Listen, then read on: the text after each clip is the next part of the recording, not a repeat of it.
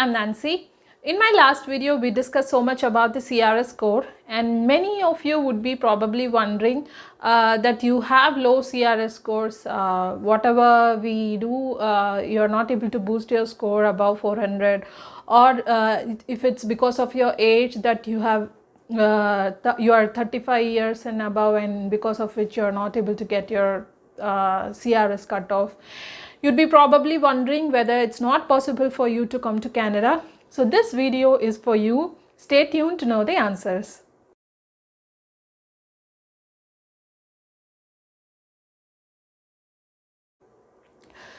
So the question is whether you can come to Canada with a low CRS score. The answer is yes.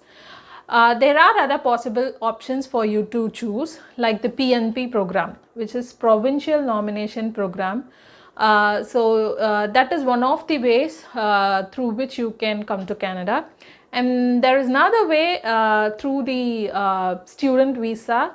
So in that you have two options, like you yourself can apply for some education here, and with which you can actually apply for a student visa, come here, finish your course, and then you can apply for a work permit, and then through that education and experience you can gain some points and you can actually get your PR.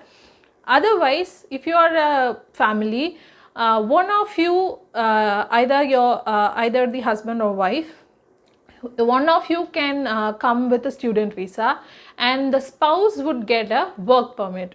The spouse would get an open work permit, so they can actually come work for any companies and gain experience, and with which you can actually gain some points for the PR. But as the name says, express entry is faster than all the options. That's why it is actually named as express entry. With these options, like for for example, with the PNP, we don't know how long it would take. It can take a year, 2 years, 5 years. We don't know about that. And even for the student visas, you will have to complete your course, gain some experience with the permit, and then only you'll be able to get the PR. So there is a waiting time in these options, but nevertheless you can come to Canada with these options too.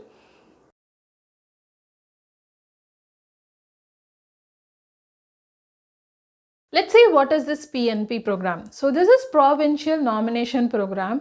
As we call states in India, here they call as provinces. So each and every provinces has their own rules and regulations for this program. So they will actually invite you if you have the requirement, their required skill set, etc.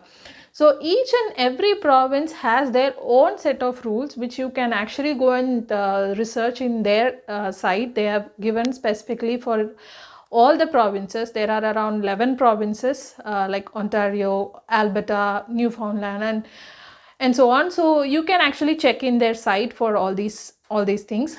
They also have how to apply for all these provinces. There are actually two set of options. For certain provinces, you will be able to apply through paper. So once they show interest in you, they will send you an invite. Then you will be asked to apply through paper. So it will take their own time. So there will be delays because of the paper submission. And for certain provinces, they allow express entry profiles.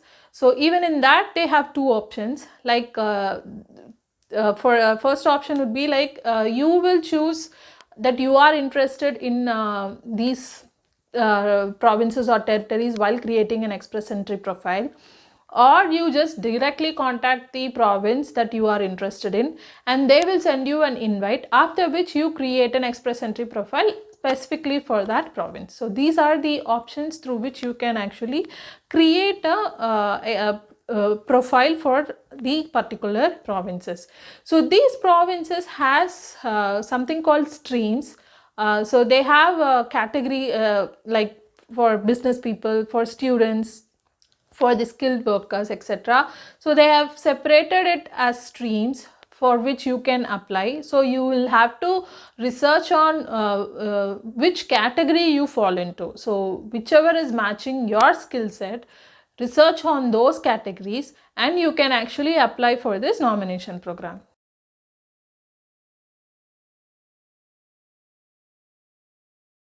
The other option that I told you is the student visa. So you can actually apply for some education here. There are so many short-term courses, long-term courses, etc.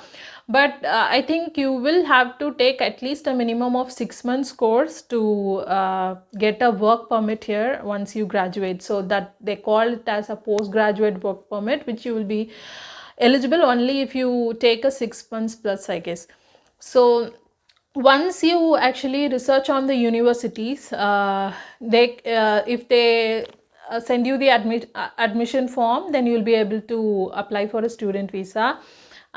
Some universities offer courses without IELTS.